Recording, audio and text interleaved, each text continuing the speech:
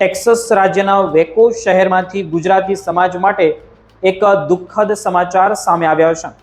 ટેક્સાસના વ્યસ્ત interstate 35 highway નજીક બનેલા એક ગંભીર માર્ગ અકસ્માતમાં 54 વર્ષીય ગુજરાતી સંદીપ પટેલનું કરુણ મોત થયું છે. આ ઘટનાએ અમેરિકામાં વસતા ગુજરાતી સમુદાયમાં શોકની લહેર ફેલાવી દીધી છે. સ્થાનિક પોલીસ દ્વારા આપવામાં આવેલી માહિતી જોઈએ તો તે અનુસાર આ અકસ્માત વેકો શહેરમાં 18મી સ્ટ્રીટ અને વેલી મિલ્સ નજીક બન્યો હતો, જ્યાં સંદીપ પટેલ ઇન્ટરસ્ટેટ 35 ઓળંગી રહ્યા હતા ત્યારે એક વાહને તેમને જોરદાર ટક્કર મારી હતી. અકસ્માત એટલો ગંભીર હતો કે તેમને ઘટના સ્થળે જ મૃત જાહેર કરવામાં આવ્યા હતા. સ્થાનિક મીડિયા રિપોર્ટ્સ અનુસાર જોઈએ તો ઘટના મંગળવારે રાત્રે જોઈએ તો સમયે બની હતી અને વેકો પોલીસ ડિપાર્ટમેન્ટને લગભગ રાત્રે 10:24 અકસ્માત અંગેની માહિતી મળી હતી. પોલીસ અને ઇમરજન્સી ટીમ તરત જ સ્થળ પર પહોંચી હતી, પરંતુ ત્યાં સુધીમાં સંદીપ પટેલનું મોત થઈ ચૂક્યું હતું.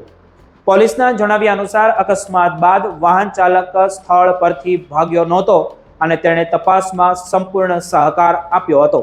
હાલમાં પોલીસે ડ્રાઈવર પાસે જોઈએ તો કોઈ ગુનાહિત કાર્યવાહી અંગે સત્તાવાર જાહેરાત કરી નથી, પરંતુ સમગ્ર ઘટનાની તપાસ હજુ ચાલુ હોવાનું જાણવાઈ રહ્યું છે. પોલીસે જણાવ્યું હતું કે ઇન્ટરસ્ટેટ 35 ટેક્સાસનો અત્યંત વ્યસ્ત હાઈવે છે અને ખાસ કરીને રાત્રિના સમયે આ માર્ગ પાર કરવો જોખમી સાબિત થઈ શકે છે.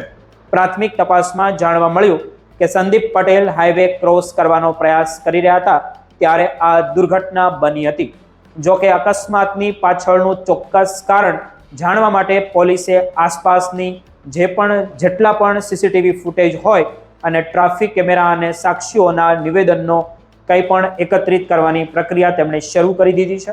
સંદીપ પટેલ વિશે વધુ વ્યક્તિગત માહિતી હજુ જાહેર કરવામાં આવી નથી, પરંતુ જાણવા એવું મળ્યું છે કે તેઓ લાંબા સમયથી ટેક્સાસમાં રહેતા હતા અને ગુજરાતી સમુદાય સાથે જોડાયેલા હતા. અકસ્માતના સમાચાર બહાર આવતા જ સોશિયલ મીડિયા પર અનેક લોકોએ શોક વ્યક્ત કર્યો હતો.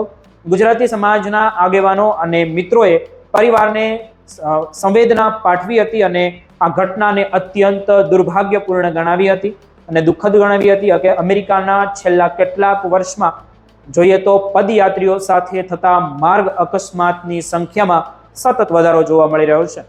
ખાસ કરીને ઇન્ટરસ્ટેટ અને મોટા હાઈવે પર પદયાત્રીઓ માટે જોખમ વધી રહ્યું છે.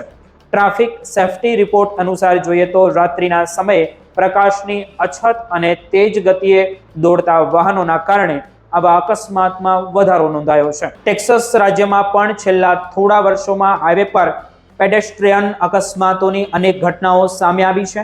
આ ઘટનાએ ફરી એકવાર રોડ સેફટી અને પેડેસ્ટ્રીયન સુરક્ષા અંગે ગંભીર સવાલો પણ ઊભા કર્યા છે અને નિષ્ણાતોનું એવું કહેવું છે કે વ્યસ્ત હાઈવે પર યોગ્ય પેડેસ્ટ્રીયન ક્રોસિંગ વ્યવસ્થા અને વધુ સેફટી મોનિટરિંગ જરૂરી બની ગયું છે.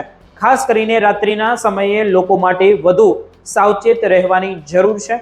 હાલ વેકો પોલીસ ડિપાર્ટમેન્ટ દ્વારા સમગ્ર ઘટનાની સત્તાવાર તપાસ ચાલુ કરવામાં આવી છે અને આગામી દિવસોમાં વધુ વિગતો જાહેર કરવામાં આવશે એવી વધુ શક્યતા વ્યક્ત કરવામાં આવી રહી છે. બીજી તરફ સંદીપ પટેલના અવસાનથી ગુજરાતી સમુદાયમાં શોકનું વાતાવરણ છવાઈ ગયું છે. પરિવારજનો અને મિત્રો માટે આ ઘટના ભારે આઘાતરૂપ બની છે.